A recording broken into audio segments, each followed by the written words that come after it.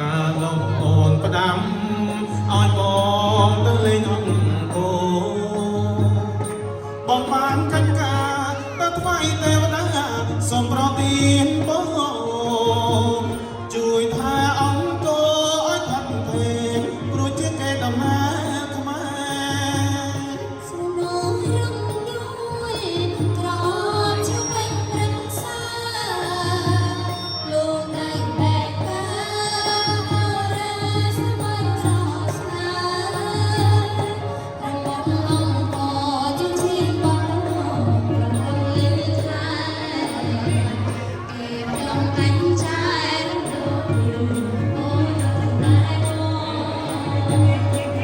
ដងសាំងស្មុំយកបងទឹកใจមានញ៉ាំរដូវចូលឆ្នាំរំស្រីរត់ជ្រៀងលំពអបងពីស្រីប្រសាទល្បីល្បីដល់ពេលកនឡងអូផាកាព្រៃនេះស្រងស្រងលំអងក្រំអង្គ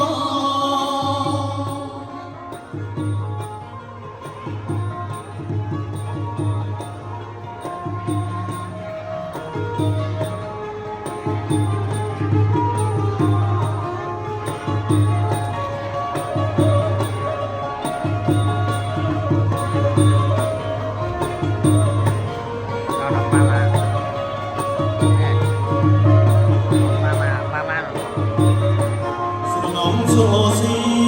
ចង់រៀងរៀនត្រីចូលឆ្នាំការមកអូនតាមមកមកទៅលេងអង្គបងបានកាន់ការក៏ថ្មីតែរា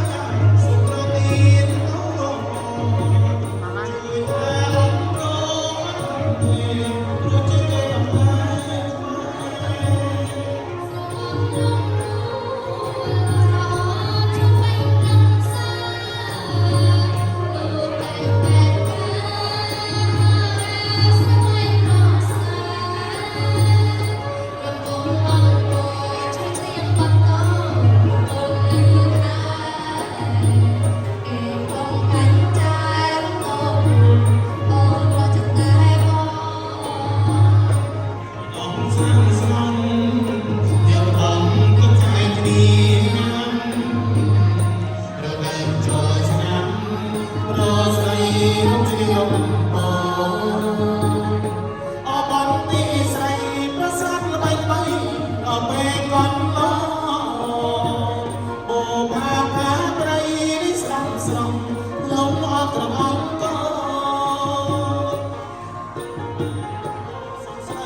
ំ